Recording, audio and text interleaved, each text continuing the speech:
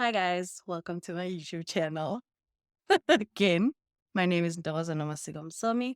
I am a language practitioner and a Zulu science podcaster. Coffee here, Tanki.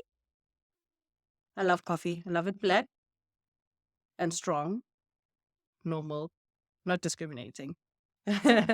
Okay. So, oh, by the way, before we start, I made this beanie myself. I made this beanie myself. Excuse my hair, but I made this. I'm so proud of it. This was my first beanie, so proud of it. It's made from leftover wool. I had from making umboso mine, a friend of mine, scarves. So this was the leftover wool, and because it ended here, I had to incorporate another color so that it can fit my big head. But yeah, I like it. I like it. I think I'll crochet more now. Okay. So last time I spoke about why emergency contraception sometimes doesn't work. And I was thinking, because I was talking to my friend Uboy, and we were talking about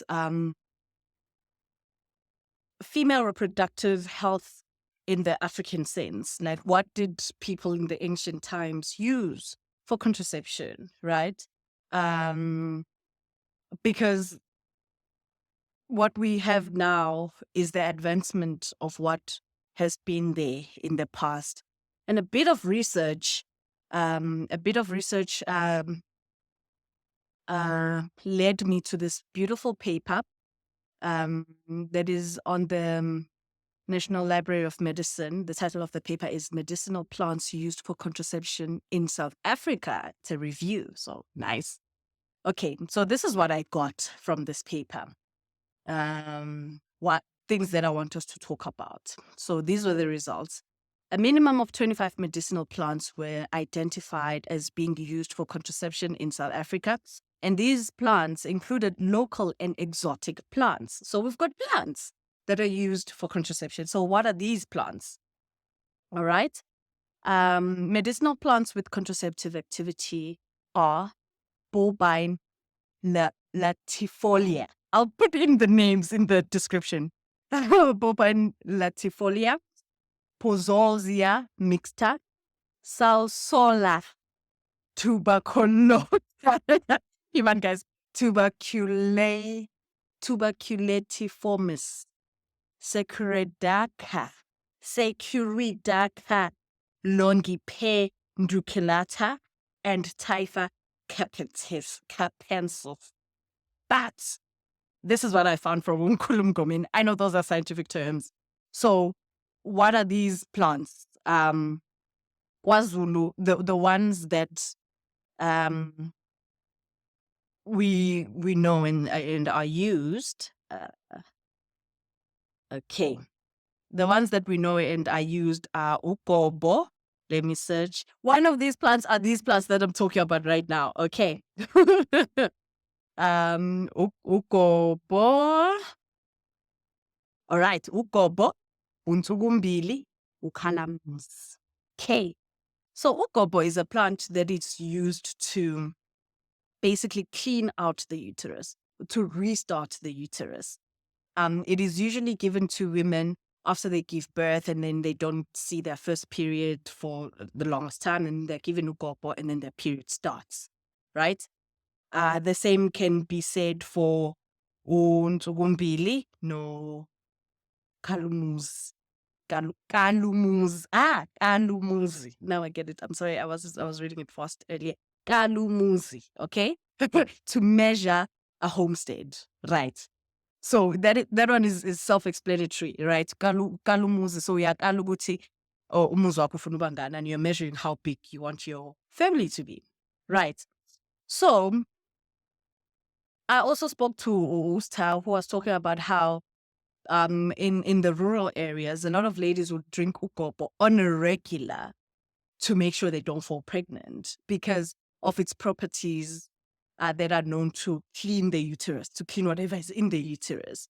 Others might say they use it as an abortion, a herbal abortion substance. I cannot attest, I cannot confirm, but I do know that they use it to prevent pregnancy. Same as ukalumuzi, same as untugumbili, right? Other studies show that in ancient Egypt, ancient Greece, women used to put up their shaft sea sponges. I take a beach walk every morning, Monday to Friday, and I come across a lot of beautiful sea sponges. Some are really soft, some are really coarse. So I'm assuming that use the soft ones and maybe dip them in some grease so that it's easy for them to be inserted, and they would block the sperm from passing the cervix and entering the uterus and going to the fallopian tubes, right? And I'm just guessing that might have come with quite a lot of infections if you think about it, because putting anything up your vaginal shaft is not wise. It's not wise. Okay. So they used to use ama-sea sponge lesi sitholakala olwandle. If they didn't use that, they would use, in Egypt too, they used to use the intestines of pig intestines, goat intestines, the small intestines, the soft ones, as a condom. And the first inception of a female condom also was the Africans. We've been trying to not have these children by force, eh? We've been trying things. And so I just wanted to destigmatize the whole idea of contraception as if it's like a European thing, it's a Western thing. And no, our ancestors or the people that came before us never contracepted. They just knew when a child comes, it's a gift from God. But no, the truth is, contraception has been used. Have there been a lot of trial and error methods and people saw things happen otherwise, others still fell pregnant? And one in this paper that I was talking about, one of the one of the methods, let me read it properly. It says, wait, I can't find it now. It was ejaculatus interruptus, if I'm not mistaken. I think that was the term, ejaculatus interruptus. So I'm thinking the pull out method. So that's old. That's an age-old method that people still try today and still fall pregnant, right? And that would be supplemented with other herbs and other ways to try to not fall pregnant.